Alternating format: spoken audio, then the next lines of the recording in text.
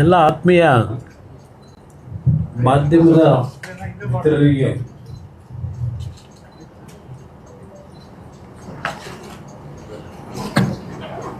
ಈಗಾಗಲೇ ಹೊಸ ವರ್ಷ ಆಚರಣೆ ಮಾಡಿಬಿಟ್ಟಿದ್ವಿ. ಆದರೂ ಸಹ ತಡವಾದರೂ ನಮ್ಮೆಲ್ಲರಿಗೆ ಹೊಸ ವರ್ಷದ ಶುಭಾಶಯಗಳ ಜೊತೆಗೆ ನಮ್ಮ ಸಂಕ್ರಾಂತಿ ಮುಂದಿನ ಸಂಕ್ರಾಂತಿಗೆ ಸಂಕ್ರಮಣ ಅದಕ್ಕೂ ಅಡ್ವಾನ್ಸ್ ಆಗಿ ಎಲ್ಲ ಮಿತ್ರರಿಗೆ ನನ್ನ ಶುಭಾಶಯಗಳನ್ನು ಕೊಡಲಿಕ್ಕೆ ಬಯಸ್ತೀನಿ. ಸಂಕ್ರಾಂತಿಯಲ್ಲಿ ಸೂರ್ಯನ ಬೆಳಕು ಜಾಸ್ತಿ ಆಗಿದೆ. ಕರ್ನಾಟಕದಲ್ಲೂ ನಮ್ಮ ಸರ್ಕಾರ ಇವತ್ತು ರಾಜ್ಯದಲ್ಲಿ ಮತ್ತು ರಾಷ್ಟ್ರದಲ್ಲಿ ಇತ್ತೀಚೆಗೆ ಕೇಂದ್ರ ಸರ್ಕಾರ ಕಳೆದ ಅಧಿವೇಶನದಲ್ಲಿ ಒಂದು ಪ್ರಮುಖವಾದಂತಹ ನಿರ್ಣಯವನ್ನು ಮಾಡಿದ್ರು. ಒಂದು ಬಿಲ್ ಅನ್ನು ಏನು ಪಾಸ್ ಮಾಡಿದ್ದಾರೆ, ಅದರ ಬಗ್ಗೆ ವಿಶೇಷವಾಗಿ ಕಾಂಗ್ರೆಸ್ನ ರಾಜ್ಯ ಘಟಕದಲ್ಲಿ ಬಹಳ ದೊಡ್ಡ ಮಟ್ಟದ ಅಪಪ್ರಚಾರಗಳು ನಡೀತಾ ಇದೆ. ಇಲ್ಲಿ ಯಾವೊಂದು ಕೇಂದ್ರ ಸರ್ಕಾರ ಹಿಂದೆ ಇದ್ದಂತೆ 2005ರಲ್ಲಿ ಪ್ರಾರಂಭ ಆದಂತ ಮನ್ರೇಗಾ ಆ ಒಂದು ಯೋಜನೆಯನ್ನ ಕಳೆದ ಅಧಿವೇಶನದಲ್ಲಿ ಕೆಲವು ಬದಲಾವಣೆಗಳನ್ನ ತರತಕ್ಕಂಥದ್ರ ಮುಖಾಂತರ ಹೆಸರನ್ನು ಬದಲಾವಣೆ ಮಾಡಿದ್ದಾರೆ ಅಂತಕ್ಕಂಥ ಒಂದು ಹಿನ್ನೆಲೆಯಲ್ಲಿ ಅದನ್ನೇ ರಾಜಕೀಯವಾಗಿ ಕಾಂಗ್ರೆಸ್ ಪಕ್ಷ ದುರ್ಬಳಕೆ ಮಾಡಿಕೊಳ್ಳಿ ಹೊರಟಿದ್ದಾರೆ. ಯಾವೊಂದು ಹೊಸದಾಗಿ ಹೆಸರಲ್ಲಿ ಇಟ್ಟಿದ್ದಾರೆ, ವಿಕಸಿತ ಭಾರತ್ ರೋಜ್ಗಾರ್ ಮತ್ತು ಆಜೀವಿಕಾ ಮಿಷನ್ ಖಾತೆ ಅಂತಕ್ಕಂಥದ್ದು ಅದರ ಸಂಪೂರ್ಣ ಹೆಸರು. ಆದರೆ ಅದನ್ನ ಶಾರ್ಟ್ ಆಗಿ ಜಿರಾಮ್ಜಿ ಅಂತ ಹೇಳಿ ಕೇಂದ್ರ ಸರ್ಕಾರ ಮಹಾತ್ಮ ಗಾಂಧೀಜಿಯವರಿಗೆ ಅಪಚಾರ ಮಾಡಿ ಅವರ ಹೆಸರನ್ನ ಬದಲಾವಣೆ ಮಾಡಿದ್ದಾರೆ ಅಂತಕ್ಕಂಥ ಒಂದು ದೊಡ್ಡ ಅಪಪ್ರಚಾರವನ್ನ ಕಾಂಗ್ರೆಸ್ ಪಕ್ಷ ಮಾಡ್ತಾ ಇರತಕ್ಕಂಥದ್ದು ನೋಡ್ತಾ ಇದ್ದೆ. ಎಷ್ಟರ ಮಟ್ಟಿಗೆ ಕಾಂಗ್ರೆಸ್ ಸುದೀರ್ಘವಾದಂತ ಆಡಳಿತ ನಡೆಸಿದಂಥವ್ರು, ಬಹುಶಃ ಹಲವಾರು ಯೋಜನೆಗಳು, ನೂರಾರು ಯೋಜನೆಗಳು ಬಂದಿದ್ದಾರೆ ಕೇಂದ್ರ ಸರ್ಕಾರದಲ್ಲಿ, ರಾಜ್ಯ ಸರ್ಕಾರದಲ್ಲಿ. ಯಾವುದಾದರೂ ಪ್ರಮುಖವಾದಂತ ಯೋಜನೆಗಳಿಗೆ ಮಹಾತ್ಮ ಗಾಂಧೀಜಿಯವರ ಹೆಸರನ್ನ ಎಷ್ಟು ಹೆಸರನ್ನ ಇಟ್ಟಿದ್ದಾರೆ. ನಿಜಕ್ಕೂ ಅವರಿಗೆ ಗಾಂಧೀಜಿಯವರ ಬಗ್ಗೆ ಗೌರವ ಇದೆ, ಕೇಳಲಿಕ್ಕೆ ಬಯಸ್ತಿಲ್ಲ. ಕರ್ನಾಟಕದಲ್ಲೇ ಎಷ್ಟು ಹೆಸರನ್ನ ಇಟ್ಟಿದ್ದಾರೆ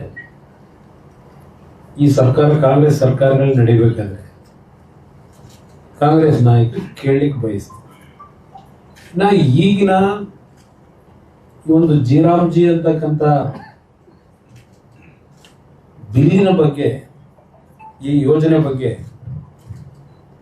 ವಿಧಾನಸಭೆಯೇನೋ ಅಧಿವೇಶನ 2 ದಿನದ ಅಧಿವೇಶನ ಕರೀತೀವಿ. ಇನ್ನು ಮುಂದಿನ 26ನೇ ತಾರೀಕಿನಿಂದ ಕನಿಷ್ಠ ಒಂದೊಂದು ವಿಧಾನಸಭಾ ಕ್ಷೇತ್ರದಲ್ಲಿ 5 ಕಿಲೋಮೀಟರ್ 10 ಕಿಲೋಮೀಟರ್ ವರೆಗೆ ಪಾದಯಾತ್ರೆ ಮುಖಾಂತರ ಈ ಯೋಜನೆ ಜನವಿರೋಧಿ ನೀತಿ ಅಂತಕ್ಕಂಥದ್ದನ್ನ ಜನಗಳ ಮುಂದೆ ತೆಗೆದುಕೊಂಡು ಹೋಗ್ತೀವಿ ಅಂತೇಳಿ ಕಾಂಗ್ರೆಸ್ ಪಕ್ಷ ಈಗಾಗಲೇ ಘೋಷಣೆ ಮಾಡಿಕೊಂಡಿದ್ದಾರೆ. ನಾನು ಕಾಂಗ್ರೆಸ್ ನಾಯಕರಿಗೆ ಕೇಳಲಿಕ್ಕೆ ಬಯಸ್ತೀನಿ, ಯಾವ ರೀತಿಯಲ್ಲಿ ಇದು ಜನಸಾಮಾನ್ಯರಿಗೆ, ಕೂಲಿ ಕಾರ್ಮಿಕರಿಗೆ ಇವತ್ತು ಅನ್ಯಾಯ ಆಗ್ತಕ್ಕಂಥದ್ದು ಅನ್ನೋದು ಪ್ರಶ್ನೆ ಇದೆ. ಏನು ಕಾಂಗ್ರೆಸ್ ಸರ್ಕಾರ ಆಡಳಿತದಲ್ಲಿದ್ದಾಗ 2005ರಲ್ಲಿ ಈ ಒಂದು ಯೋಜನೆಯನ್ನ 2006-07 ಪ್ರಾರಂಭ ಆಯಿತು. ಒಳ್ಳೆ ಉದ್ದೇಶದಲ್ಲೇ ತಂದಿದ್ದಾರೆ. ನಾನು ಈ ಒಂದು ಯೋಜನೆ ತಂದಿರತಕ್ಕಂಥದ್ದು ತಪ್ಪು ಅಂತ ಹೇಳಲಿಕ್ಕೆ ಹೋಗೋದಿಲ್ಲ. ಅವತ್ತಿನ ದಿನ ಬಡ ಕೂಲಿ ಕಾರ್ಮಿಕರಿಗೆ ನಿರುದ್ಯೋಗದ ಸಮಸ್ಯೆಯನ್ನ ಗ್ರಾಮೀಣ ಪ್ರದೇಶದಲ್ಲಿ ಹಲವಾರು ಕುಟುಂಬಗಳ ವಂಚನೆಗಳೇನಾಗಿದೆ ಅವರುಗಳಿಗೆ ನಿರುದ್ಯೋಗದ ಸಮಸ್ಯೆಯಿಂದ ಒಳ್ಳೆ ಉದ್ದೇಶದಿಂದ ತಂದಿದ್ದಾರೆ. ನಾನು ಈ ಒಂದು ಕಾರ್ಯಕ್ರಮ ಅತ್ಯಂತ ಕೆಟ್ಟ ಕಾರ್ಯಕ್ರಮ ಅಂತ ನಾನೇ ಹೇಳಲಿಕ್ಕೆ ಹೋಗೋದಿಲ್ಲ, ಯಾರು ಹೇಳೋದೂ ಇಲ್ಲ. ಆದರೆ ನಂತರದ ದಿನಗಳಲ್ಲಿ ಈ ಒಂದು ಮಹಾತ್ಮ ಗಾಂಧೀಜಿಯವರ ಹೆಸರನ್ನ ಇಟ್ಟಂತ ಈ ಯೋಜನೆ ಎಷ್ಟರ ಮಟ್ಟಿಗೆ ಮಹಾತ್ಮ ಗಾಂಧೀಜಿಯವರಿಗೆ ಗೌರವ ಸಲ್ಲಿಸ್ತಕ್ಕಂಥ ರೀತಿಯಲ್ಲಿ ಪಾರದರ್ಶಕವಾಗಿ ಭ್ರಷ್ಟರಹಿತವಾಗಿ ಈ ಕಾರ್ಯಕ್ರಮಗಳನ್ನು ಅನುಷ್ಠಾನಕ್ಕೆ ತಂದಿದ್ದಾರೆ. ಇದು ಇಲ್ಲಿ ಪ್ರಮುಖವಾಗಿರತಕ್ಕಂಥ ಅಂಶ. ಕೆಲವರು ಕೇಳಿದ್ದಾರೆ, ಇದೆಲ್ಲ ಈ ಒಂದು ನ್ಯೂನತೆಗಳು ಕೇಂದ್ರ ಸರ್ಕಾರಕ್ಕೆ 10 ವರ್ಷ ಬೇಕಾಯ್ತಾ ಇದೆಲ್ಲವನ್ನ ಕಂಡುಹಿಡಿಯಲಿಕ್ಕೆ ಅಂತಕ್ಕಂಥದ್ದನ್ನ ಕಾಂಗ್ರೆಸ್ನ ಕೆಲವು ನಾಯಕರೇನು ಕೇಳ್ತಾರೆ. ಇಲ್ಲಿ 10 ವರ್ಷದ ಪ್ರಶ್ನೆ ಅಲ್ಲ. ಈ ಕಾರ್ಯಕ್ರಮ ಕೇಂದ್ರ ಸರ್ಕಾರದ ನೆರವನ್ನ ಕೊಡ್ತಕ್ಕಂಥದ್ದು ಪ್ರಾರಂಭ ಆಗಿರ್ತಕ್ಕಂಥದ್ದು 100% ಕೇಂದ್ರ ಸರ್ಕಾರದ ಅನುದಾನ. ಈ ಕೇಂದ್ರ ಸರ್ಕಾರದ ಅನುದಾನವನ್ನ ಯಾವ ರಾಜ್ಯಗಳಲ್ಲಿ ಯಾವ ರೀತಿಯಲ್ಲಿ ಅತ್ಯಂತ ಪ್ರಾಮಾಣಿಕವಾಗಿ ಉಪಯೋಗ ಮಾಡಿಕೊಂಡಿದ್ದಾರೆ. ಒಂದು ಕ್ಯಾಪಿಟಲ್ ಅಸೆಟ್ ಅನ್ನ ಎಷ್ಟು ನಿರ್ಮಾಣ ಆಗಿದೆ, ಇಲ್ಲ ಈ ಯೋಜನೆಗಳ ಹೆಸರಿನಲ್ಲಿ ಬರೀ ಕಳಬಿಲ್ ಮಾಡ್ಕೊಂಡು ಕೆಲಸನೇ ಮಾಡದೆ ಒಂದೊಂದು ಕೆಲಸದಲ್ಲಿ 4 ಬಾರಿ 3 ಬಾರಿ ಬಿಲ್ಲನ್ನ ಮಾಡಿಕೊಂಡು ಉಳ್ಳವರು ಇದನ್ನ ನಿರುದ್ಯೋಗಿಗಳ ಹೆಸರಿನಲ್ಲಿ ಯಾವ ರೀತಿಯ ದುರುಪಯೋಗ ಪಡಿಸ್ಕೊಂಡಿದ್ದಾರೆ. ಇದೆಲ್ಲ ಮಾಹಿತಿಗಳು ಸುದೀರ್ಘವಾಗಿ ತನಿಖೆಗಳಾದ ನಂತರ ಬಂದಂತ ವರದಿ. ಅದರ ಹಿನ್ನೆಲೆಯಲ್ಲಿ ಈ ಒಂದು ಮಾಡಿಫಿಕೇಶನ್ ಅಂತಕ್ಕಂಥದ್ದನ್ನ ಈ ಬಿಲ್ ಮುಖಾಂತರ ಕೇಂದ್ರ ಸರ್ಕಾರ ಇತ್ತೀಚೆಗೆ ಜಾರಿ ತರಬೇಕು ಅಂತ ತಂದಿದ್ದಾರೆ. ಒಳ್ಳೆ ಉದ್ದೇಶದಿಂದ. ಮನ್ರೇಗಾದಲ್ಲಿ ಇದ್ದಂತ ಹಲವಾರು ತಪ್ಪುಗಳೇನಿದೆ, ಲ್ಯಾಕುನಗಳೇನಿತ್ತು, ಅದನ್ನ ಯಾವ ರೀತಿ ಸರಿಪಡಿಸಬೇಕು ಅಂತಕ್ಕಂಥ ಹಿನ್ನೆಲೆಯಲ್ಲಿ ಇವತ್ತು ಉತ್ತಮವಾದ ರೀತಿಯಲ್ಲಿ ಈ ಒಂದು ಯೋಜನೆಯನ್ನ ಅನುಷ್ಠಾನಕ್ಕೆ ತರಲಿಕ್ಕೆ ಪ್ರಯತ್ನ ಪಟ್ಟಿದ್ದಾರೆ ಅನ್ನೋದು ನನ್ನ ಅಭಿಪ್ರಾಯ. ನಿಮ್ಮ ಗಮನಕ್ಕೆ ನಾನು ತರ್ತಕ್ಕಂಥದ್ದು, ಈ ಯೋಜನೆ ಪ್ರಾರಂಭ ಆಗಿದ್ದು 2006-07 ಪ್ರಾರಂಭ ಆಯಿತು. 2013-14 ಟೋಟಲ್ ಪರ್ಸೆಂಟೇಜ್ ಜನರೇಟ್ ಆಗಿರತಕ್ಕಂಥದ್ದು 1660 ಕೋಟಿ. 2006-07 2013-14 ನಂತರ 2014-15 2025-26 10 ವರ್ಷದಲ್ಲಿ ನರೇಂದ್ರ ಮೋದಿ ಅವರ ನಾಯಕತ್ವದಲ್ಲಿ 3210 ಕೋಟಿ ಪರ್ಸೆಂಟೇಜ್ ಜನರೇಟ್ ಆಗಿರ್ತಕ್ಕಂಥದ್ದು. ದಿನಗೂಲಿದೆ ಪರ್ಸೆಂಟೇಜ್ 3210. ಸೆಂಟ್ರಲ್ ಫಂಡ್ ರಿಲೀಸ್ ಆಗಿರತಕ್ಕಂಥದ್ದು UPA ಸರ್ಕಾರದಲ್ಲಿ 2006 2013 2,13,220 ಕೋಟಿ. ನರೇಂದ್ರ ಮೋದಿಯವರ ಸರ್ಕಾರದಲ್ಲಿ 8,53,810 ಕೋಟಿ ಹಣ ಬಿಡುಗಡೆ ಮಾಡಿದ್ದಾರೆ. ಈ ಒಂದು ಹಣದಲ್ಲಿ ಟೋಟಲ್ ವರ್ಕ್ಸ್ ಕಂಪ್ಲೀಟ್ ಆಗಿರತಕ್ಕಂಥದ್ದು UPA ಸರ್ಕಾರದಲ್ಲಿ 153 ಲಕ್ಷ ವರ್ಕ್ಗಳು, ನರೇಂದ್ರ ಮೋದಿಯವರ ಸರ್ಕಾರದಲ್ಲಿ 862 ಲಕ್ಷ ವರ್ಕ್ಗಳು ಕಂಪ್ಲೀಟ್ ಆಗಿದೆ. ಇಂಡಿವಿಜುವಲ್ ಅಸೆಟ್ ಕ್ರಿಯೇಷನ್ ಆಗಿರ್ತಕ್ಕಂಥದ್ದು UPA ಸರ್ಕಾರದಲ್ಲಿ 17.6%, ನರೇಂದ್ರ ಮೋದಿಯವರ ಸರ್ಕಾರದಲ್ಲಿ ಇಂಡಿವಿಜುವಲ್ ಅಸೆಟ್ ಕ್ರಿಯೇಟ್ ಆಗಿರತಕ್ಕಂಥದ್ದು 62.95%. Aadhaar seeding in NREGA soft active workers in crore 0.76 in January 2014 UPA ಸರ್ಕಾರ. ನರೇಂದ್ರ ಮೋದಿಯವರ ಸರ್ಕಾರದಲ್ಲಿ 12.12 ಕೋಟಿ. ಇನ್ನ national electronic fund management system ನಲ್ಲಿ implemented in 28 states and 5 union territories NDA ಸರ್ಕಾರದಲ್ಲಿ. ಇಲ್ಲಿ UPA ಸರ್ಕಾರದ್ದು ಯಾವುದೇ ರೀತಿಯ ಮಾಹಿತಿ ಇಲ್ಲ, ನಾಟ್ ಅವೈಲಬಲ್. ಇನ್ನು geo tagging of Mahatma Gandhi NREGA assets ಆ ಪ್ರಾವಿಷನ್ ಇಟ್ಕೊಂಡಿರಲಿಲ್ಲ UPA ಸರ್ಕಾರದಲ್ಲಿ. More than 6.44 crore assets already Jio tagged in public domain NDA ಸರ್ಕಾರದಲ್ಲಿ. ಇದು ಜಾತಿಕ್ ಕಂಪ್ಯಾರಿಸನ್ ನಿಮಗೆ ಕೊಡ್ತಾ ಇದ್ದೀನಿ. ಇಲ್ಲಿ ನಿಮ್ಮ ಮೊನ್ನೆ ಒಂದು ಇವರು ನಮ್ಮ ಕಾಂಗ್ರೆಸ್ ಅಧ್ಯಕ್ಷರು ಚಾಲೆಂಜ್ ಹಾಕೋರು, ಪ್ರಹ್ಲಾದ್ ಜೋಶಿ, ಎಲ್ಲ CBI ಎನ್ಕ್ವೈರಿ ಮಾಡ್ತೀರಾ ಅಂತ ಹೇಳಿ ಒಂದು ಚಾಲೆಂಜ್ ಹಾಕಿದ್ದಾರೆ. ಇಲ್ಲೇ ಅವರು ನಮ್ಮ ಪ್ರಹ್ಲಾದ್ ಜೋಶಿ ಅವರು ಹೇಳಿರ್ತಕ್ಕಂಥದ್ದು 11,200,000 ಚಿಲ್ಲರೆ ಕೋಟಿ ಅಲ್ಲ, 11,00,000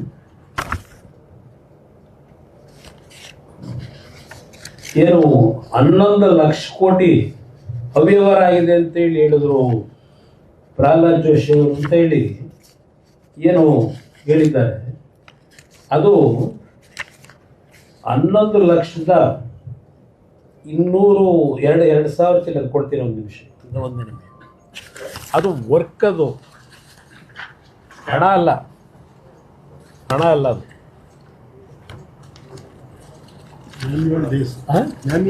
ಮ್ಯಾನ್ಯುಯಲ್ ಡೇಸು ಅಲ್ಲ, ಅದು ಅಷ್ಟು ವರ್ಕ್ ಆಗಿರೋದ್ರಲ್ಲಿ ಅಕ್ರಮ ಆಗಿದೆ. 28 ರಾಜ್ಯದಲ್ಲಿ ಏನು ಹಿಡ್ತೀನಿ ಒಂದೇ ನಿಮಿಷ ಅದು ಇಲ್ಲ, ಡಾಕ್ಯುಮೆಂಟ್ ಇಲ್ಲ ಸೇರ್ಕೊಂಡ್ಬಿಟ್ಟಿದೆ.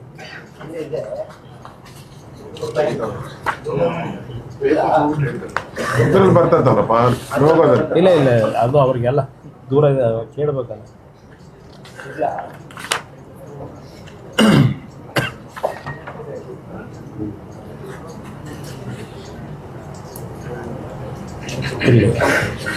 ಸೋಷಿಯಲ್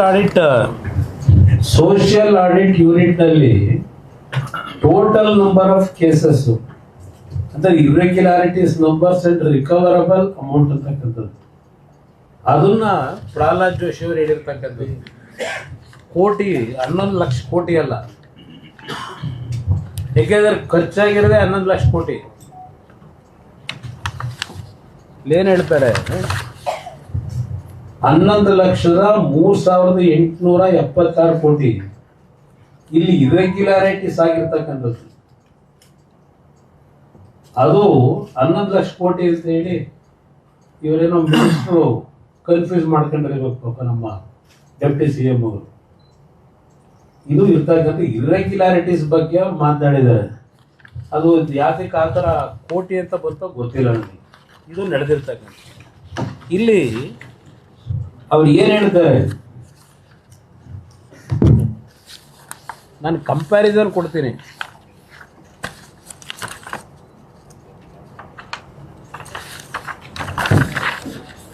ಏನು ಸ್ವಲ್ಪ ಅಪ್ಗ್ರೇಡೇಷನ್ನು ಮತ್ತಿನ್ನ ಕೆಲವು ತಪ್ಪುಗಳು ಏನೇನಾಗಿದೆ ಅದನ್ನು ಸರಿಪಡಿಸ್ಬೇಕು ಅನ್ನೋದಕ್ಕೆ ಆದಂಥ ಅನುಭವದಲ್ಲಿ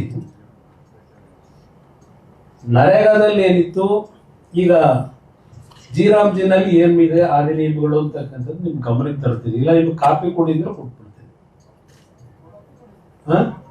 ಏಕೆಂದ್ರೆ ಸ್ವಲ್ಪ ಜಾಸ್ತಿ ಇದೆ ಮೆಟೀರಿಯಲ್. ಯಾವ್ಯಾವ ಉದ್ದೇಶಕ್ಕೋಸ್ಕರವಾಗಿ ಇವತ್ತು ಈ ಬದಲಾವಣೆ ಬಂದಿದೆ, ಇದರಿಂದ ಆಗೋ ಉಪಯೋಗಗಳೇನು, ಇದೆಲ್ಲ ಡೀಟೇಲ್ ಇದೆ. ನಾವು ಹಿಂದೆನೆ ನೋಡಿದೀವಿ ನರೇಗಾದಲ್ಲಿ ಬೇರೆ ರಾಜ್ಯದ ಒಂದು ಕಡೆ ಇಡಿ, ಕರ್ನಾಟಕದಲ್ಲೇ ಯಾವ್ಯಾವ ರೀತಿ ಯಾವ್ಯಾವ ತಾಲೂಕುಗಳಲ್ಲಿ ಈ ನರೇಗಾ ಸ್ಕೀಮ್ನಲ್ಲಿ ಏನೇನು ಸಮಸ್ಯೆಗಳಾಗಿದೆ ಅಂತ ಒಂದ್ಸಲ ನಿಮ್ಗೆ ಜ್ಞಾಪಕ ಮಾಡ್ತೀನಿ. ಕೊಪ್ಪಳದಲ್ಲಿ ಬಹುಶಃ ಬಿಜೆಪಿ ಸರ್ಕಾರದಲ್ಲ, ಇವರು ಸಿದ್ದರಾಮಯ್ಯ ಇದ್ದಾಗಲೇ ಕೂಲಿ ಕೊಟ್ಟಿಲ್ಲ ಅಂತ ಹೇಳಿ ಒಂದು ಪೊಲೀಸ್ನವ್ರ ಕೈಲೇ ಲಾಠಿ ಚಾರ್ಜ್ ಆಯಿತು. ಇಲ್ಲ ನಾಡುಗೌಡರು ಕೂತವ್ರೆ ಈ ಪಕ್ಕದಲ್ಲಿ, ಅವರ ಕ್ಷೇತ್ರದಲ್ಲಿ ನರೇಗಾ ವರ್ಕಿಗೆ ಅಂತ ಹೇಳಿ ಟ್ರ್ಯಾಕ್ಟರ್ ಮೇಲೆ ಜನ ಕರ್ಕೊಂಡು ಹೋಗಿತ್ತು. ಒಂದು ಉದಾಹರಣೆ ಕೊಡ್ತೀನಿ ಅಷ್ಟೇ. ಆ ಟ್ರ್ಯಾಕ್ಟರ್ ಅಪಘಾತಕ್ಕೆ ಒಳಗಾಗ್ಬಿಡ್ತು. ಅಪಘಾತದಲ್ಲಿ 2-3 ಜನ ತೀರ್ಕೊಂಡು ಹೋದ್ರು. ಅವ್ರಿಗೆ ಪರಿಹಾರ ಕೊಡಬೇಕಲ್ಲ. ಅವರು ನರೇಗಾ ಕೆಲಸಕ್ಕೆ ಹೋಗ್ತಿದ್ರು ಅಂತ ಏನು ಲೆಕ್ಕ ತೋರಿಸಿದ್ರು, ಅವ್ರಿಗೆ ಜಾಬ್ ಕಾರ್ಡೇ ಇರಲಿಲ್ಲ. ಅದನ್ನೇ ಇವತ್ತು ಕೇಂದ್ರ ಸರ್ಕಾರ ಹೇಳ್ತಾ ಇರೋದು. ಜಾಬ್ ಕಾರ್ಡ್ ಅಲ್ಲೂ ಸಹ ಎಷ್ಟು ಅವ್ಯವಹಾರಗಳಾಗಿದೆ. ಆಮೇಲೆ 60 ವರ್ಷದ ಮೇಲ್ಪಟ್ಟವರು 80 ವರ್ಷದವ್ರ ಮೇಲೆ ಜಾಬ್ ಕಾರ್ಡ್ ಇದೆ ಅಂತ ತೋರಿಸ್ಕೊಂಡವ್ರೆ. ಅವರ ಹೆಸರಿನಲ್ಲೆಲ್ಲ ಪೇಮೆಂಟ್ಗಳಾಗಿದೆ. ಇದು ಎಲ್ಲವನ್ನ ಸುದೀರ್ಘವಾಗಿ ಸುಮಾರು 28 ರಾಜ್ಯದಲ್ಲಿ ಮಾಹಿತಿಗಳನ್ನ ಪಡೆದು ಕೇಂದ್ರ ಸರ್ಕಾರ ಅಂತಿಮವಾಗಿ ಈ ಒಂದು ಯೋಜನೆಯನ್ನ ಅನುಷ್ಠಾನಕ್ಕೆ ತಂದಿರ್ತಕ್ಕಂಥದ್ದು. ಸುಮಾರು ಹುಡುಗಾಟಿಕೆಗೆ ಇಲ್ಲ ಏನೋ ಪ್ರೆಸ್ಟೀಜ್ಗೋಸ್ಕರವಾಗಿ ಪ್ರತಿಷ್ಠೆಗೋಸ್ಕರವಾಗಿ ಈ ಯೋಜನೆ ತಂದಿರ್ತಕ್ಕಂಥದ್ದಲ್ಲ. ಇದನ್ನು ನಮ್ಮ ಡೆಪ್ಟಿ CM ಹೇಳೋರಲ್ಲ, ಎಂಥದ್ದು ಓಪನ್ ಡಿಬೇಟಿಗೆ ತಯಾರಾಗಿದ್ದೇವೆ. ಓಪನ್ ಡಿಬೇಟ್ ಮಾಡಬೇಕು ಅಂದರೆ ನಾವೇನು ಕದ್ದೋಗೋ ಪ್ರಶ್ನೆ ಇಲ್ಲ. ಏನೇನಿದೆ ನಾವು ಸ್ವಲ್ಪ ಡಾಕ್ಯುಮೆಂಟ್ ಇಟ್ಕೊಂಡೇ ಮಾತಾಡೋದು. ಏನೋ ಪಾಪ ಅವೆರಡು ಹೇಳ್ಕೊಂಡವೆ ಕಾಂಗ್ರೆಸ್, ಅವ್ರ ಕೈಲಿ ಹೇಳೋ ಶಕ್ತಿ ಇಲ್ಲ.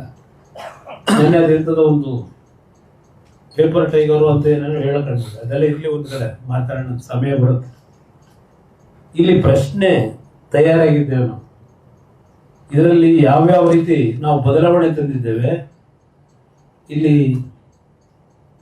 ಮನ್ರೇಗಾದಲ್ಲಿ ಏನು ನ್ಯೂನ್ಯತೆಗಳಿತ್ತು ಅದು ಯಾವ ರೀತಿ ಬದಲಾವಣೆ ತಂದಿದ್ದೇವೆ. ಈಗ ನಮ್ಮ ಹಳ್ಳಿಲಿ ಜನ ಮಾತಾಡೋರು, ನಮಗೆ ಈ ಮನ್ರೇಗಾ ಸ್ಕೀಮ್ ತಂದು ಹಳ್ಳಿಲಿ ಕೂಲಿ ಕೆಲಸಕ್ಕೆ ಜನ ಸಿಗ್ತಿಲ್ಲ ಅಂತ.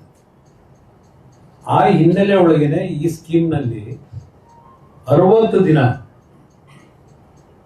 ಈ ಒಂದು ಕೂಲಿ ಕೆಲಸಕ್ಕೆ ಸ್ಟಾಪ್ ಮಾಡಿ ನಮ್ಮ ರೈತರು ಕೃಷಿ ಚಟುವಟಿಕೆ ಮಾಡಬೇಕಾದ್ರೆ ಅವರು ಅಲ್ಲಿ ಅದ್ರ ಜೊತೆ ಸಣ್ಣ ಪುಟ್ಟ ರೈತರುಗಳೇನಿದ್ದಾರೆ 1 ಎಕರೆ 2 ಎಕರೆ 5 ಎಕರೆ ಇಟ್ಕೊಂಡವರು ಅವ್ರಿಗೂ ಕೂಲಿ ಕೆಲಸದವ್ರು ಸಿಗಬೇಕು ಅಂತ ಹೇಳಿದ್ರೆ 60 ದಿನ ಅವರಿಗೆ ರಜಾ ಕೊಡ್ತಾರೆ. ಇಲ್ಲಿ 60 ದಿನ ಅವರು ರೈತರ ಭೂಮಿನಲ್ಲಿ ಕೆಲಸ ಮಾಡ್ತಕ್ಕಂಥ ಒಂದು ಅವಕಾಶ, ರೈತರನ್ನು ಉಳಿಸ್ತಕ್ಕಂಥದ್ದಕ್ಕೆ ಈ ಸ್ಕೀಮ್ ತಂದಿದ್ದಾರೆ. ಈ ಲೋಪಗಳೆಲ್ಲ ನೋಡೆ ಈಗ 100 ದಿನದಿಂದ 125 ದಿನಕ್ಕೆ ಹೆಚ್ಚಿಸತಕ್ಕಂಥದ್ದೇನಿದೆ. ಈ ಒಂದು ದಿನಗಳನ್ನ ಇಲ್ಲಿ ಪ್ರಶ್ನೆ 40% 60% ಇದೆಯಲ್ಲ, ಇದನ್ನ ಇಡಬೇಕಾದ್ರೆ 40% ಇದ್ರೂ ಸಹ ಹೆಚ್ಚುವರಿಯಾಗಿ ಈಗ ಏನಿದೆ ಸ್ಕೀಮು 17,000 ಕೋಟಿ ಹಣ ರಾಜ್ಯ ಸರ್ಕಾರಗಳಿಗೆ ಹೆಚ್ಚಿನ ರೀತಿಯಲ್ಲಿ ಬರ್ತದೆ. ಈಗಿರ್ತಕ್ಕಂಥ ವ್ಯವಸ್ಥೆನಲ್ಲಿ 17,000 ಕೋಟಿ ಹಲವಾರು ರಾಜ್ಯಗಳಿಗೆ ಬರ್ತದೆ. ಈ ಸ್ಕೀಮ್ನಲ್ಲಿ ಏನು ಕಡಿಮೆ ಆಗೋದಿಲ್ಲ, ರೆಡ್ಯೂಸ್ ಆಗ್ಬಿಡುತ್ತೆ, ನಮ್ಗೆ ದುಡ್ಡು ಕಡಿಮೆ ಆಗ್ಬಿಡುತ್ತೆ ಏನು ಹೇಳ್ತಾರಲ್ಲ.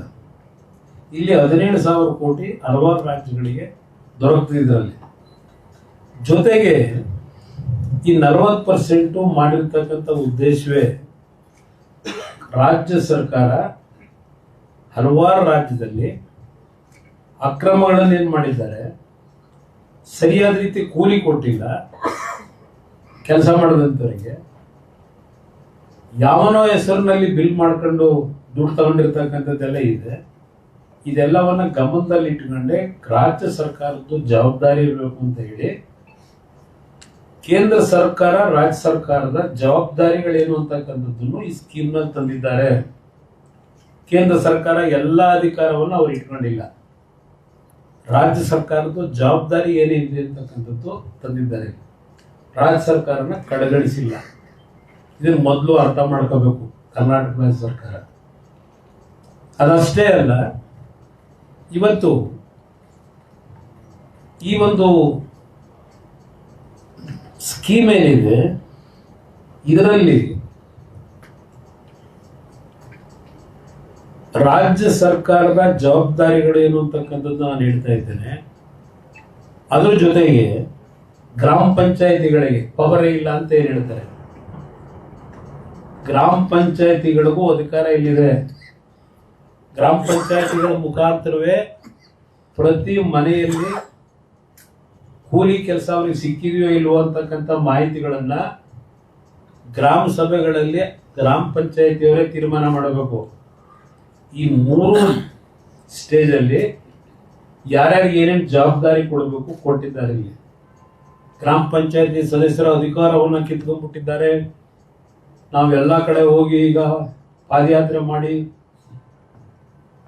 ಎಲ್ಲರಿಗೂ ಇವತ್ತು ಕಣ್ತೆರೆಸ್ತೀವಿ, ದ್ರೋಹ ಮಾಡ್ತಾ ಇದ್ದಾರೆ ಪಂಚಾಯತಿ ಸದಸ್ಯರಿಗೆ. ನಿಮ್ಮ ಯೋಗ್ಯತೆಗೆ ಚುನಾವಣೆ ನಡೆಸದೆ ಇನ್ನು ತಳ್ಕೊಂಡು ಮುಂದೋಗಿ ಆ 15ನೇ ಹಣಕಾಸಿನ ಆಯೋಗ ದುಡ್ಡು ತಗೊಳ್ಳಿಲ್ಲ. ನಿಮ್ಮ ಯೋಗ್ಯತೆಗೆ ಇನ್ನೂ ತಗೊಳ್ಳಿಲ್ಲ ದುಡ್ಡು. ನೀವು ಪಂಚಾಯತಿ ಸದಸ್ಯರಿಗೆ ಗೌರವ ಕೊಡೋರು ಈ ಕಾಂಗ್ರೆಸ್ ಸರ್ಕಾರ. ಇದು ಈ ಸರ್ಕಾರದ ನಡವಳಿಕೆ ಏನಿದೆ, ಪ್ರತಿಯೊಂದು ಇಶ್ಯೂನಲ್ಲೂ ಕೇಂದ್ರ ಸರ್ಕಾರದ ಜೊತೆ ಘರ್ಷಣೆಗೆ ಹೋಗಿ ಇವತ್ತು ನಮ್ಮ ರಾಜ್ಯದ ಬೆಳವಣಿಗೆಯನ್ನ ಸಂಪೂರ್ಣವಾಗಿ ಇವತ್ತು ನಾಶ ಆಗ್ತಕ್ಕಂಥ ವಾತಾವರಣ ನಿರ್ಮಾಣ ಮಾಡಿದ್ದಾರೆ. ಮಾತೆತ್ತಿದ್ರೆ ನಾವು 1 ಲಕ್ಷ ಕೋಟಿ ತೆರಿಗೆ ಕಟ್ಟಿದ್ದೇವೆ.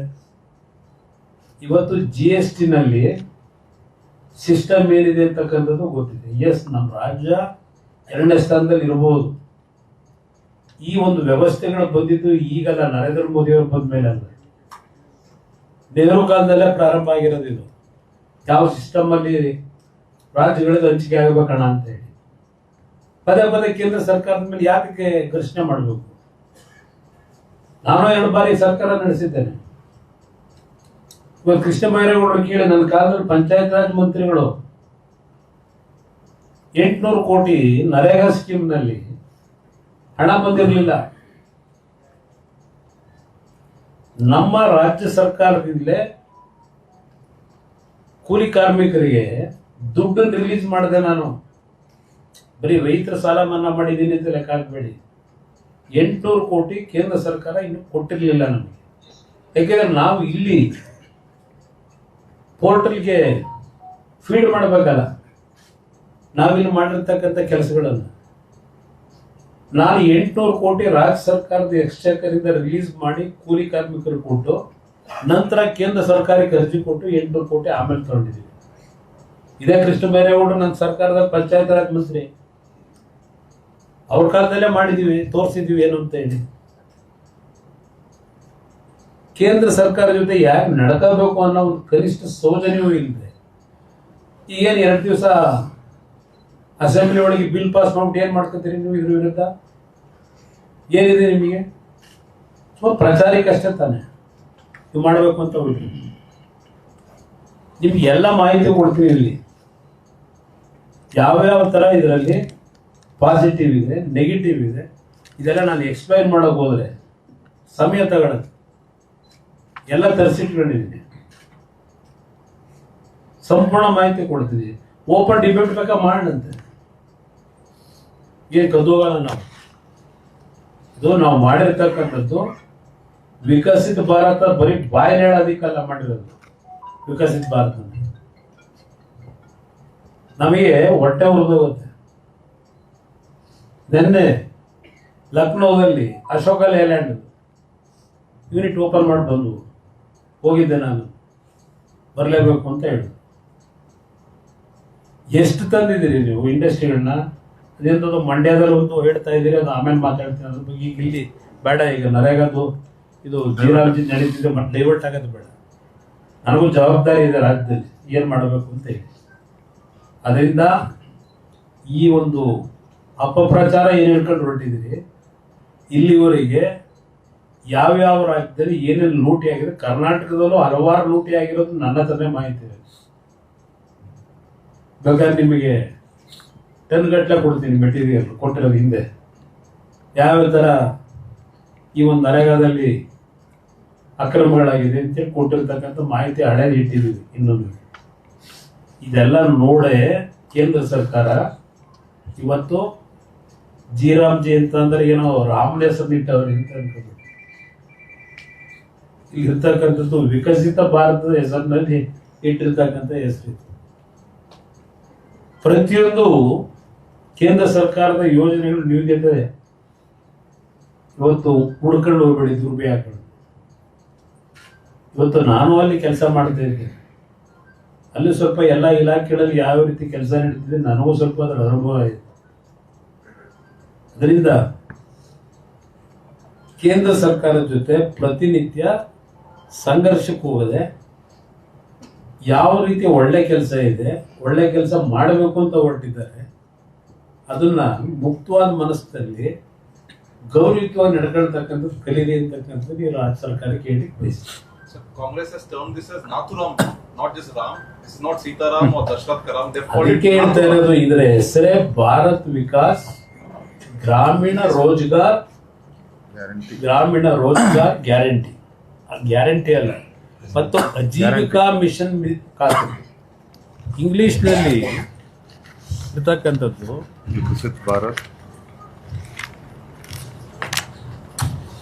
ವಿಕಸಿತ್ ಭಾರತ್ ಉದ್ಯೋಗ ಖಾತರಿ ಮತ್ತು ಜೀವನೋಪಯೋಗಿ ಅಂಶ.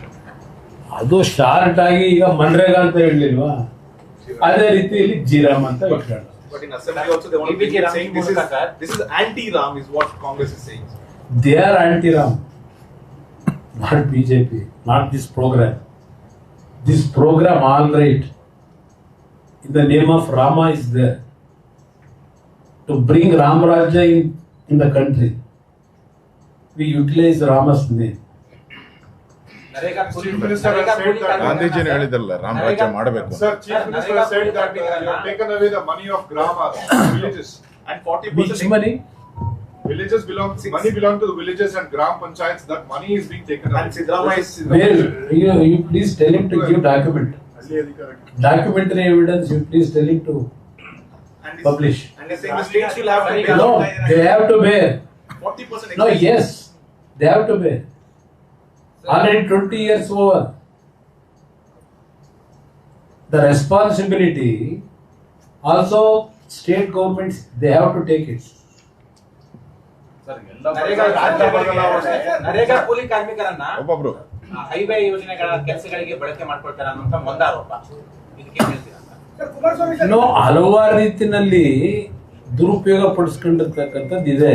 ಅಲ್ಲ ಈಗ ಸರ್ ಈಗ ಯಾವುದೋ ಆ ರೀತಿ, ಅದಕ್ಕೋಸ್ಕರಲೇ ಇದೇನೇನು ಕೆಲವು ಲೂಪ್ ಹೋಲ್ಸ್ ಇತ್ತು ಸರಿಪಡಿಸಬೇಕು ಅನ್ನೋ ದೃಷ್ಟಿಯಿಂದಲೇ ಈ ಯೋಜನೆ ತಂದಿರೋದು. ರಾಜ್ಯಗಳ ಜೊತೆ ಚರ್ಚೆ ಮಾಡಿಲ್ಲ ಕೇಂದ್ರ ಅನ್ನೋ ಆರೋಪನೂ ಇದೆ ಸರ್. ರಾಜ್ಯಗಳ ಜೊತೆ ಚರ್ಚೆ ಮಾಡಿಲ್ಲ ಅಂತ ಆರೋಪ ಇದೆ. ಕಾಂಗ್ರೆಸ್ ಮಾಡ್ತಾ ಇರೋದು ಮತ್ತೆ ಮುಖ್ಯಮಂತ್ರಿಗಳು ಸರ್ಕಾರ ಮಾಡ್ತಾ ಇರುವಂತ ಈ ವಿಚಾರಕ್ಕೆ ಆರೋಪ ಮಾಡ್ತಾ ಇರುವಂತದ್ದು ಸ್ಥಳೀಯ ರಾಜ್ಯಗಳಿಗೆ ಸ್ಥಳೀಯವಾಗಿ ಎಲ್ಲಿ ಕೆಲಸ ಮಾಡಬೇಕು ಅಂತ ಗುರುತಿಸಲಾಗಿತ್ತು. ಈಗ ಅದನ್ನ ಕೇಂದ್ರ ಸರ್ಕಾರವೇ ನಿರ್ಧಾರ ಮಾಡಿಸಿ ಯಾವ್ಯಾವ ಜಾಗದಲ್ಲಿ ಮಾಡಬೇಕು ಅಂತ. ಒಂದೇ ನಿಮಿಷ. ಜೊತೆಗೆ ಈಗ ಕಾಂಟ್ರಾಕ್ಟರ್ಗಳಿಗೆ ಪೂರಕವಾಗಿ ಅಂದ್ರೆ ಎಲ್ಲಿ ಹೊಲದಲ್ಲಿ ಕೆಲಸ ಮಾಡಬೇಕಾಗಿತ್ತು ಈಗ ಕಾಂಟ್ರಾಕ್ಟರ್ ಜೊತೆ ಕೂಡ ಅವಕಾಶ ಕೊಟ್ಟಿರೋದ್ರಿಂದ ಕಾಂಟ್ರಾಕ್ಟರ್ಗಳನ್ನು ಕೂಡ ಒಳಗಡೆ ಎಳ್ತರಲಾಗ್ತಿದೆ ಅಂತ. ಕೇಂದ್ರ ಸರ್ಕಾರ ಸ್ಥಳೀಯ ಸಂಸ್ಥೆಗಳು ಮಾಡುವಂತ ಕೆಲಸವನ್ನ ರಾಜ್ಯ ಸರ್ಕಾರ ಕೇಂದ್ರ ಸರ್ಕಾರ ಕಿತ್ಕೊಂಡಿದೆ ಅಂತ ಮಾತು ಹೇಳ್ತಿದ್ದಾರೆ. ಹಿಂದೆ ಮನ್ರೇಗಾ ಸ್ಕೀಮ್ ನಲ್ಲೇ ಇದೇ ಸಿದ್ದರಾಮಯ್ಯನವರು ಈಗ ದಾಖಲೆ ನಿರ್ಮಾಣ ಮಾಡಿದಾರಲ್ವಾ,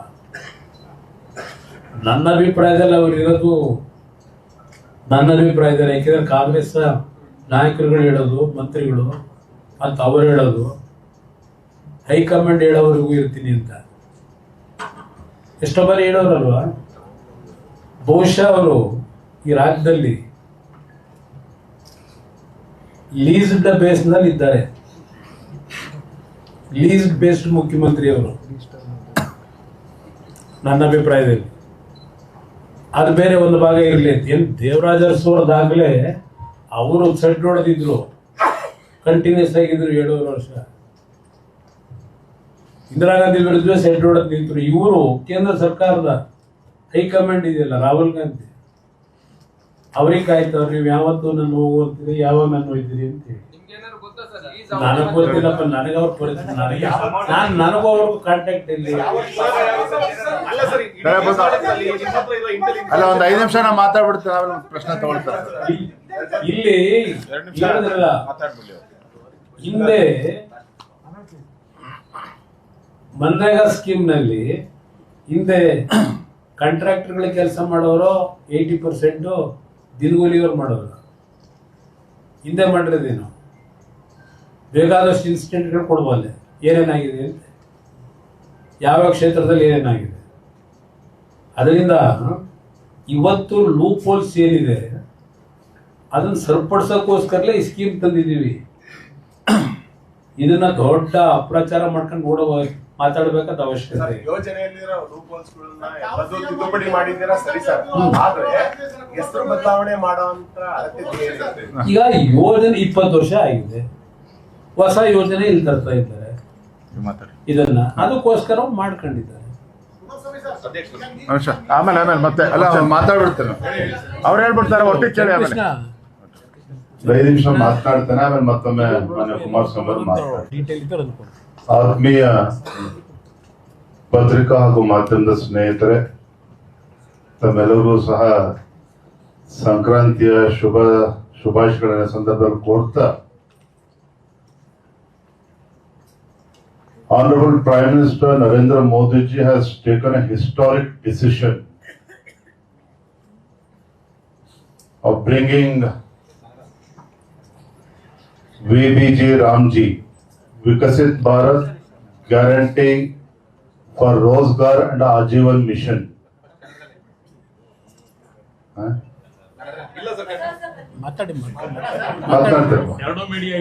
So it's a historic decision taken by Honorable Prime Minister Shri Narendra Modi ji. But unfortunately, Congress party, Rahul Gandhi as well as Chief Minister Siddaramaiah,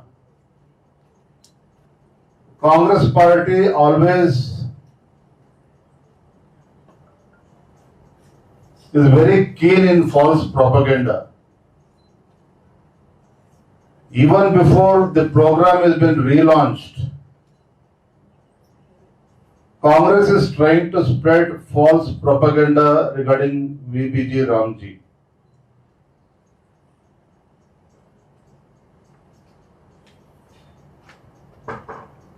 The entire country knows, the people of this country are aware of the fact that Congress party never respected Mahatma Gandhi ji. Congress party never respected Baba Saheb Ambedkar ji.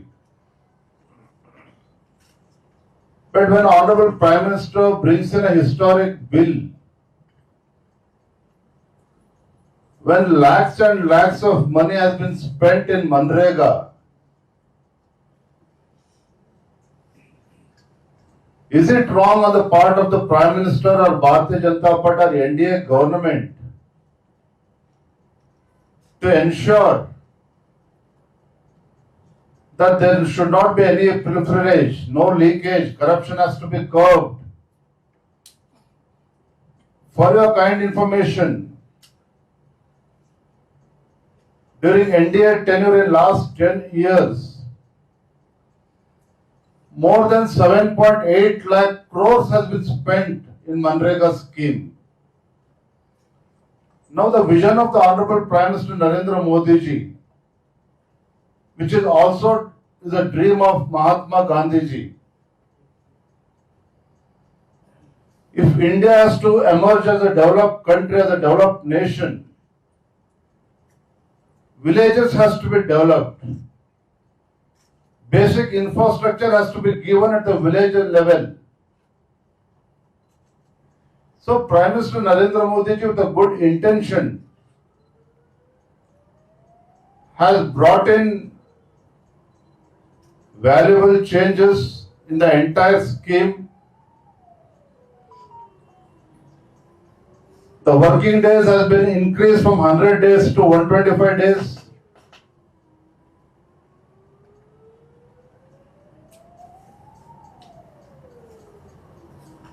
There should be accountability in the entire system. There should be no wastage of money. By effectively implementing VBG Ramji,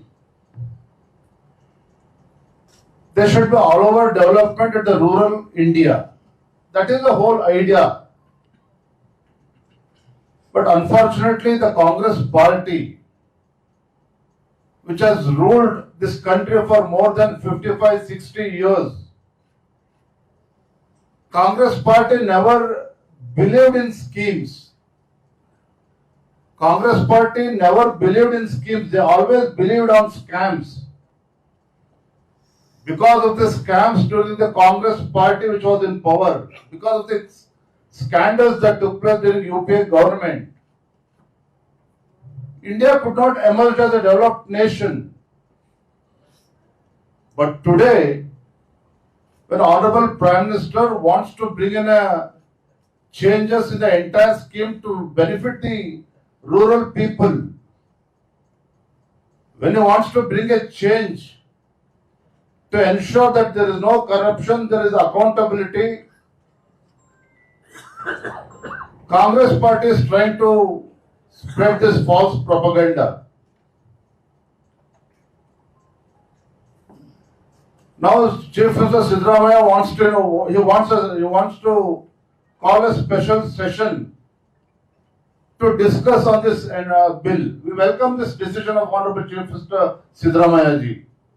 Yes, we do welcome. We'll discuss on the floor of the House.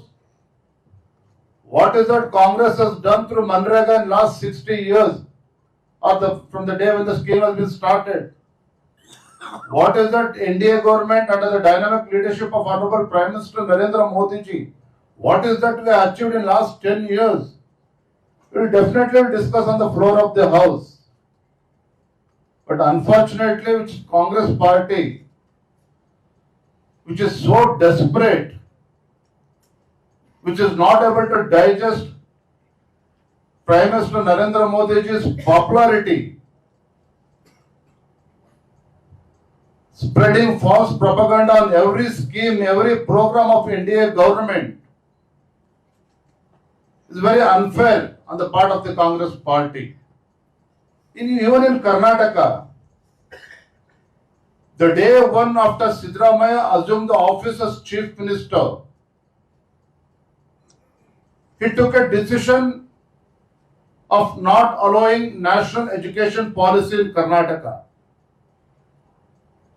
Siddaramaiah himself said that they will bring in state education policy, but till date there is no SAP, no state education policy or no national education policy.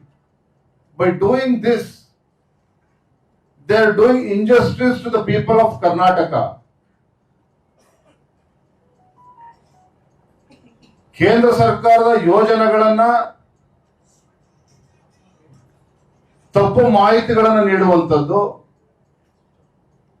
ರಾಜ್ಯದ ಜನರಿಗೆ ಒಂದು ತಪ್ಪು ಕಲ್ಪನೆಯನ್ನು ಮೂಡಿಸುವಂಥದ್ದು. ಒಬ್ಬ ಪ್ರಧಾನಮಂತ್ರಿ ನರೇಂದ್ರ ಮೋದಿಜಿಯವರು ಲಕ್ಷಾಂತರ ರೂಪಾಯಿ ಇವತ್ತು ಈ ಯೋಜನೆ ಮೂಲಕ ಗ್ರಾಮೀಣ ಭಾಗದಲ್ಲಿ ಇವತ್ತು ಬಡವರಿಗೆ ಅನುಕೂಲ ಆಗ್ಬೇಕು, ಕಾರ್ಮಿಕರಿಗೆ ಅನುಕೂಲ ಆಗ್ಬೇಕು, ಯಾವುದೋ ಒಂದು ಭ್ರಷ್ಟಾಚಾರ ನಡೆಯಬಾರದು ಅಂತ ಆಲೋಚನೆ ಮಾಡೋದೇ ತಪ್ಪಾಗಾದ್ರೆ ಒಬ್ಬ ಪ್ರಧಾನಮಂತ್ರಿ ನರೇಂದ್ರ ಮೋದಿಜಿಯವರು ಗಾಂಧೀಜಿಯವರ ಕನಸೇನಿತ್ತು, ಗ್ರಾಮ ಸ್ವರಾಜ್ಯದ ಕನಸು ನನ್ಸಾಗ್ಬೇಕು ಅಂತ ಹೇಳಿದ್ರೆ 7-8 ಲಕ್ಷ ಕೋಟಿ ಪ್ರತಿ ವರ್ಷ ಖರ್ಚು ಮಾಡ್ತಕ್ಕಂಥ ಇಷ್ಟು ದೊಡ್ಡ ಯೋಜನೆ ಇವತ್ತು ಸುಲಲಿತವಾಗಿ ಸಾಗಬೇಕು, ಬಡವರಿಗೆ ತಲುಪಬೇಕು ಅಂತೇಳಿ ಪ್ರಧಾನಮಂತ್ರಿ ಆಲೋಚನೆ ಮಾಡ್ತಕ್ಕಂಥದ್ದು ತಪ್ಪಾಗಾದ್ರೆ ಇವತ್ತು ಕಾಂಗ್ರೆಸ್ ಪಕ್ಷ ಇಷ್ಟು ವರ್ಷಗಳ ಆಡಳಿತ ನಡೆಸಿದಾಗ್ಲೂ ಸಹ ಅವ್ರು ಯಾವತ್ತೂ ಕೂಡ ಸ್ಕೀಮ್ ಬಗ್ಗೆ ಯೋಚನೆ ಮಾಡಲಿಲ್ಲ, ಸ್ಕ್ಯಾಮ್ಗಳೇ ಅವತ್ತು ಮಾಡ್ಕೊಂಡು ಬಂದಿರ್ತಕ್ಕಂಥದ್ದು. ಹಾಗಾಗಿ ಇವತ್ತು ಪ್ರಧಾನಮಂತ್ರಿಗಳ ನರೇಂದ್ರ ಮೋದಿಜಿಯವರ ಒಳ್ಳೆ ಕೆಲಸಗಳನ್ನ ಸಹಿಸ್ಕೊಳ್ಳೋದಕ್ಕೆ ಇವತ್ತು ಕಾಂಗ್ರೆಸ್ ಪಾರ್ಟಿಗೆ, ರಾಹುಲ್ ಗಾಂಧಿಗೆ, ಸಿದ್ದರಾಮಯ್ಯನವ್ರಿಗೆ ಆಗ್ತಾ ಇಲ್ಲ. UPA ಸರ್ಕಾರದಲ್ಲಿ 2G ಸ್ಕ್ಯಾಮ್, ಕೋಲ್ ಸ್ಕ್ಯಾಮ್ ಇವತ್ತು ನಾನು ಅದನ್ನು ಪುನರುಚ್ಚಾರ ಮಾಡೋದಕ್ಕೆ ಹೋಗೋದಿಲ್ಲ. ಆದರೆ ದೇಶದ ಜನ, ರಾಜ್ಯದ ಜನ ಕಾಂಗ್ರೆಸ್ ಪಕ್ಷದ ಆಡಳಿತವನ್ನ ಇನ್ನೂ ಕೂಡ ಮರ್ತಿಲ್ಲ. ಇವತ್ತು ನರೇಂದ್ರ ಮೋದಿಜಿಯವರು ಏನು 100 ದಿನಗಳ ವರ್ಕಿಂಗ್ ಡೇಸ್ ಏನಿದೆ 125 ದಿನಗಳು ಮಾಡಿರುವಂತದ್ದು, ಕನಿಷ್ಠ 60 ದಿನಗಳು ಕೃಷಿ ಚಟುವಟಿಕೆ ನಡೆಯುವಂತ ಸಂದರ್ಭದಲ್ಲಿ ರೈತರಿಗೆ ಅನಾನುಕೂಲ ಆಗಬಾರ್ದು ಅಂತೇಳಿ ಆ ಸಂದರ್ಭದಲ್ಲಿ ನಿಲ್ಲಿಸಿರುವಂತದ್ದು. ಮತ್ತೇನು ಗ್ರಾಮ ಪಂಚಾಯತಿ ಮಟ್ಟದಲ್ಲಿ ತೀರ್ಮಾನಗಳು ಆಗ್ತದೆ, ಅದು ಮುಂದೆನೂ ಕೂಡ ಹೊರೀತದೆ. ಇಲ್ಲಿ ಯಾರನ್ನೂ ಕೂಡ ಗ್ರಾಮ ಪಂಚಾಯತಿ ಅಧಿಕಾರವನ್ನ ಕಿತ್ಕೊಳ್ಳುವಂತ ಕೆಲಸ ಕೇಂದ್ರ ಸರ್ಕಾರ ನರೇಂದ್ರ ಮೋದಿಜಿ ಅವರು ಮಾಡ್ತಾ ಇಲ್ಲ. ಆದ್ರೆ ಪ್ರಧಾನಮಂತ್ರಿಗಳ ಒಂದು ಅಪೇಕ್ಷೆ ಇದೆ, ಇವತ್ತು ಯಾವುದೇ ಒಂದು ಕಾರ್ಯಕ್ರಮಗಳು ಯೋಜನೆಗಳು ತಲುಪಬೇಕು ಅಂತ ಹೇಳಿದ್ರೆ there should be a proper accountability, there should be a transparency, the entire scheme, entire program. ಅದೊಂದು ಸದುದ್ದೇಶ ಇಟ್ಕೊಂಡು ನರೇಂದ್ರ ಮೋದಿಜಿ ಅವರು ಮಾಡಿರುವಂತದ್ದು. ಇದರ ನಡುವೆ ಕಾಂಗ್ರೆಸ್ ಪಕ್ಷ ಎಲ್ಲಾ ಸಂದರ್ಭದಲ್ಲೂ ಯಾವ ರೀತಿ ಅಪಪ್ರಚಾರ ಮಾಡ್ತಾ ಇದ್ದಾರೆ, ಕರ್ನಾಟಕದಲ್ಲೂ ಕೂಡ, ದೇಶದಲ್ಲೂ ಮಾಡ್ತಾ ಇದ್ದಾರೆ, ಕರ್ನಾಟಕದಲ್ಲೂ ಕೂಡ ಅಪಪ್ರಚಾರ ಮಾಡೋದಕ್ಕೆ ಹೊರಟಿದ್ದಾರೆ. ಇವರಿಗೆ ಬೇಳೆನ ಇವ್ರು ಯಾವುದೇ ರೀತಿ ಇದನ್ನ ಫಾಲ್ಸ್ ಪ್ರೊಪಗಂಡ ಇದನ್ನ ಯಾವುದಕ್ಕೂ ಕೂಡ ನಾವು ಅವಕಾಶವನ್ನು ಕೊಡೋದಿಲ್ಲ. ನಾವು ಕೂಡ ಭಾರತೀಯ ಜನತಾ ಪಾರ್ಟಿ ಮತ್ತು ಜಾತ್ಯತೀತ ಜನತಾದಳ ಗ್ರಾಮ ಮಟ್ಟದಲ್ಲೂ ಕೂಡ ನಾವು ತೆರಳಿ ಜನರಿಗೆ ಮನವರಿಕೆ ಮಾಡುವಂತ ಕೆಲಸ ಮಾಡ್ತೇವೆ, ಕಾರ್ಮಿಕರಿಗೆ ಮನವರಿಕೆ ಮಾಡುವಂತ ಕೆಲಸ ಮಾಡ್ತೇವೆ, ಕಾಂಗ್ರೆಸ್ ಷಡ್ಯಂತ್ರವನ್ನ ಬಯಲಿಗೆಳೆಯುವಂತ ಕೆಲಸ ನಾವು ಮಾಡ್ತೇವೆ. ಧನ್ಯವಾದ.